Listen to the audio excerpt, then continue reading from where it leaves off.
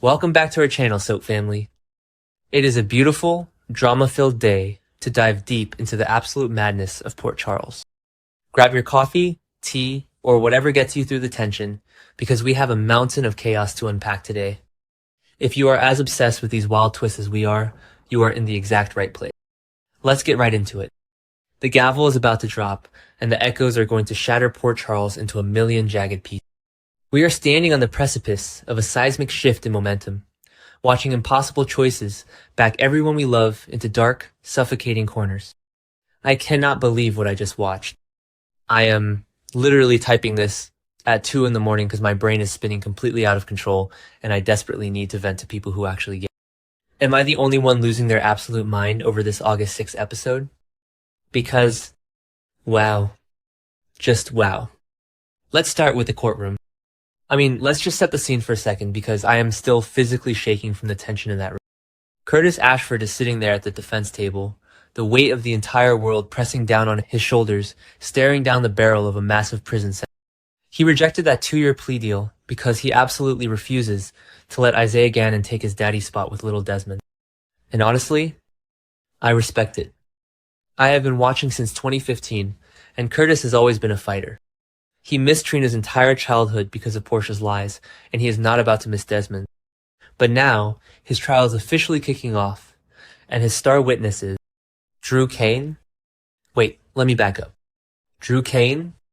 The guy who was literally paralyzed and locked in his own body for months because his own wife, Willow, was secretly drugging him? That Drew Kane? And now he is suddenly stepping up to the witness stand to testify for Curtis? Martin Gray is standing there in his slick suits, looking all confident, telling Curtis that he feels like Drew is being sincere. Drew claims he wants to make amends with Curtis, so he is willing to testify under oath that Willow was at home the night of Jordan's crash, and that Detective Joe Fitzpatrick simply misunderstood his blinks during that sneaky hospital interrogation. Are we seriously supposed to buy this Mr. Nice Guy act from Drew right now? Because I am not buying it for a single second. Drew has rapidly regained his speech and his mobility, and his first word was Willow, spoken with pure, unadulterated venom.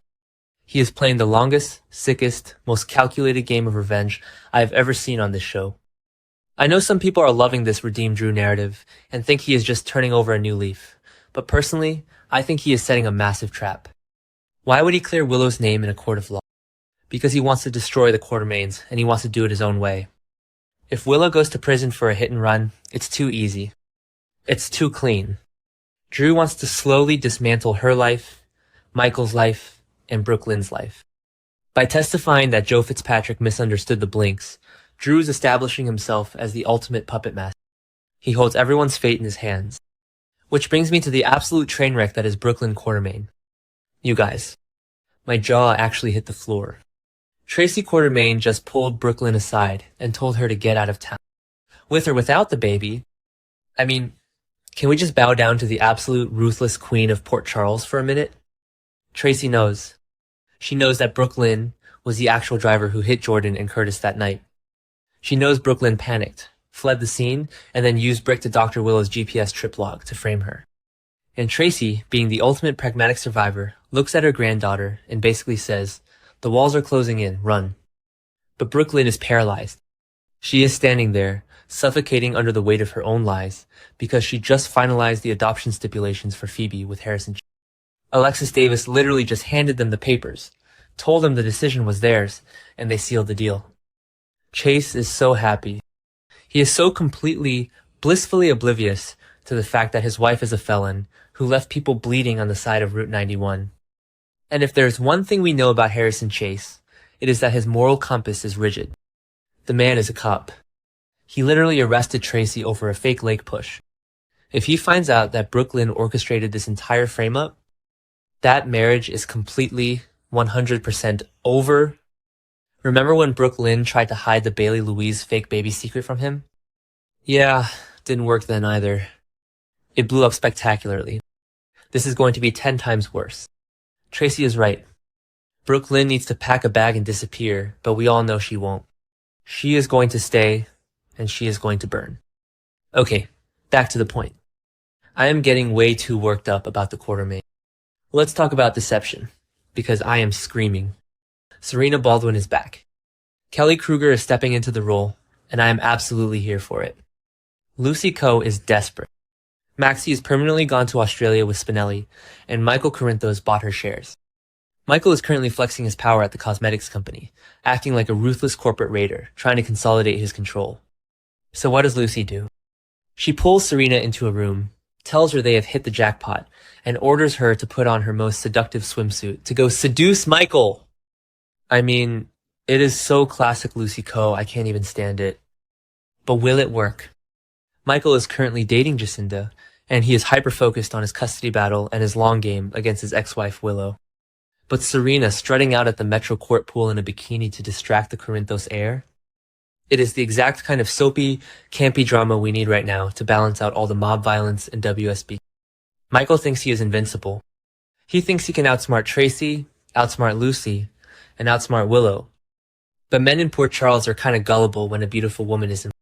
Serena's going to play him like a fiddle, and I am grabbing my popcorn to watch Michael's arrogant little empire crumble. Speaking of Jacinda, can we talk about her for a second? She is officially going rogue, and I am dreading it.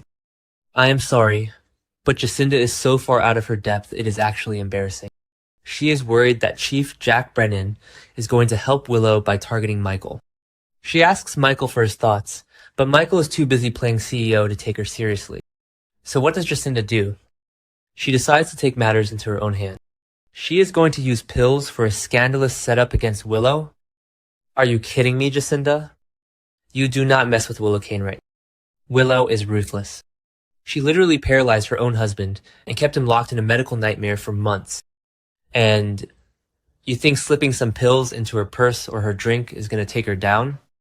Jacinda is playing checkers, while Willow and Brennan are playing three-dimensional chess. This little pill scheme is going to backfire so hard. Michael is going to be furious when he finds out Jacinda went rogue, because it is going to jeopardize his entire custody case for Wiley and Amelia. Jacinda's going to get herself thrown in Steinmauer. Or worse, she's going to end up on the wrong side of Jack Brennan. Because let's look at who Willow is actually conspiring with. Jack freaking Brennan. The chemistry between these two is off the charts, but they are toxic with a capital T. Brennan is sitting there with Willow, having a full-blown strategy session, and he suggests it is time to take this to the next level. What does that even mean? They don't have the black box anymore. That mysterious gloved figure stole the blackmail evidence against Drew from Windermere while Nina stepped away. So Brennan and Willow are flying blind, but they are going on the offensive. I know a lot of fans are hating this villainous turn for Willow, but honestly, it is the most entertaining she has been in years. She is no longer playing the victim. She is sitting across from a former WSB director, plotting the destruction of her enemy. Brennan knows how to dismantle a person's life without leaving fingerprints. If he targets Michael, Michael won't even see it coming until he has lost everything. And Jacinda's stupid little pill stunt is just going to give Brennan the exact ammunition he needs to paint Michael's camp as unstable. I am so here for this dark, twisted power couple. They are going to set Port Charles on fire. And finally, we have to talk about the Sonny and Ava showdown. These two cannot be in a room together without the walls shaking. Sonny is pushing Ava for information, aggressively backing her into a corner. We all know he is looking for Ethan Lovett. Ethan frantically packed his bags and fled town because that creepy businessman Hudson showed up looking for him. Ava is furious because Ethan stood her up at the pool, completely ruining her blackmail leverage over Phoebe's faked DNA test. But Ava is a survivor. She lies right to Sonny's face. She hides the fact that Ethan called her, begging for her silence regarding the baby. But she can honestly say she doesn't know where Ethan actually went. And then, Ava turns it around and blames Sonny. She blames him for the entire mess. For the mob violence, for Jen Sidwell, for the constant danger that surrounds everyone in his orbit. Sonny is so blinded by his war with Sidwell and his anger over Jason leaving the mob that he doesn't realize he is pushing Ava too far. But the best part of this entire episode? Ava has a light bulb moment. You can literally see the gears turning in her head during that face-off. She realizes she cannot fight Sonny alone. She needs a new ally. She needs someone with resources, someone who hates Sonny just as much as she does, and someone who isn't afraid to play dirty. Am I the only one thinking she is going to team up with Valentin Cassadine? Oh my god. If Ava Jerome and Valentin Cassadine form an alliance to take down Sonny Corinthos, that is the partnership of the century. Valentine is already dealing with Carly keeping massive secrets from him about Brick's flash drive, and Anna Devane is breathing down his neck with her Peter August hallucination. Valentine is isolated. Ava is isolated. The enemy of my enemy is my friend. And Ava and Valentine team up would be absolutely unstoppable. They are both brilliant, they are both ruthless, and they both have everything to lose. Sonny thinks he is the king of Port Charles, but he is making enemies faster than he can eliminate them. I am just so invested in all of this. Between Curtis fighting for his life in court, Drew playing his sick revenge games, Brook Lynn suffocating under her hit-and-run secret, Serena coming back to seduce Michael, Jacinda making the dumbest mistake of her life, and Ava plotting her next masterpiece. I don't know how I am going to survive the rest of this. The writers are firing on all cylinders right now, and every single storyline is barreling toward a massive, catastrophic collision. I need the next episode immediately. Will Ava's new alliance destroy Sonny, and can BLQ survive the truth? Drop your wildest theories in the comments below, and hit that subscribe button so you never miss an update.